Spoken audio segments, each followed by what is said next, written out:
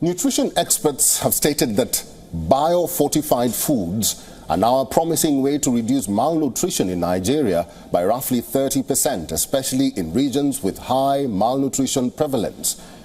While expressing concerns over the rise in cost of a healthy diet in the country, the food experts noted that biofortified crops have the potential to lead to significant reductions in micronutrient deficiencies in the country and in the region. Authorities in Nigeria launched a code of standards for adding 4 micronutrients, iron, zinc, folic acid and vitamin B12 to bouillon or stock cubes at levels advised by experts in order to achieve large-scale food fortification to combat malnutrition. The small blocks of concentrated seasoning used to flavor soups and stews are universally consumed in many African countries, with nearly 100% household penetration in nations like Nigeria, Senegal, Ivory Coast and Cameroon. The fortified bouillon cubes that they have promised to release to the market, it will be a huge advantage for the poor like us who cannot afford basic proteins. Make them the most cost-effective way to reach millions, particularly those at the bottom, worst hit by malnutrition, with minerals and vitamins.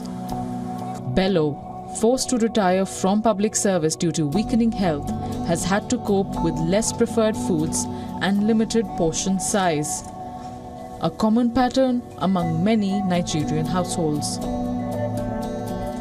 Those protein-rich meals like fish, meat are very expensive in the market and hard to find, and when we eventually find them, they are too pricey for one to afford because of the cost of transporting it to the market.